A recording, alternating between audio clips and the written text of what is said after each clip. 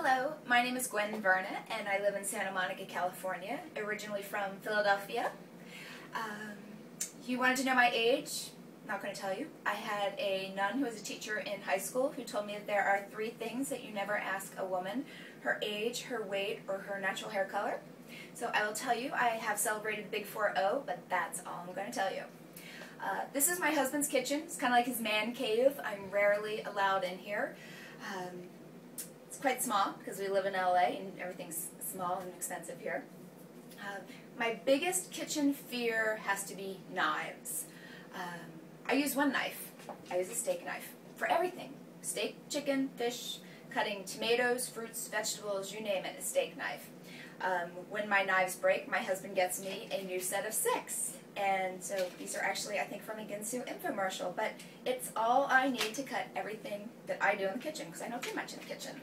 On the other hand, my husband has almost every gadget imaginable. This, I believe, is officially called a chef knife.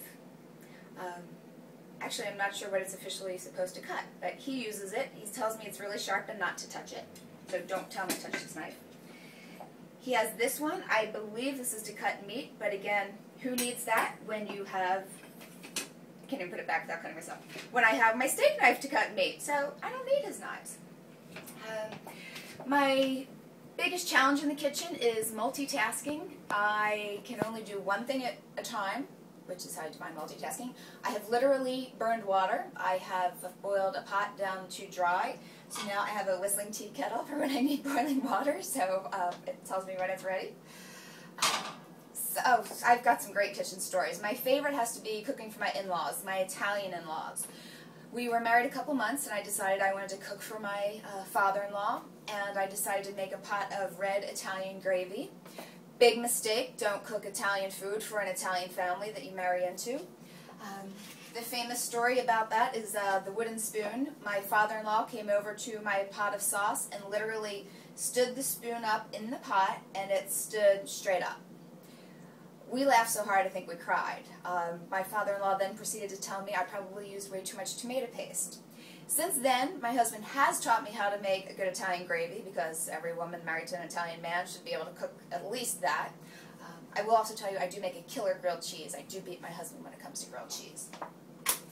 One of my other cooking disasters was with neighbors, again when we were first married. All my cooking disasters were when we were first married, because he really hasn't let me cook much after that. I was trying to grill outside, which grilling, I admit, is really a man's domain, or my husband's domain. So I was grilling chicken, and the neighbors came over, and I decided to be social and have a beer, and by the time I turned around, the chicken turned into black hockey pucks, and I did what any woman in my shoes would do. I ordered pizza for everybody. My husband has encouraged me to try and cook. He bought me this great little countertop grill thing, and he was out of town one night, and I decided I'm going to cook for myself instead of getting takeout.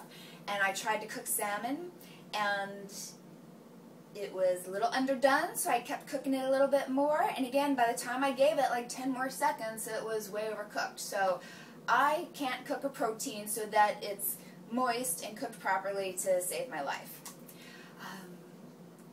The rare occasion I cook for my husband is usually when he's sick. The last dish I tried to make, I think, was a stir-fry with chicken and vegetables.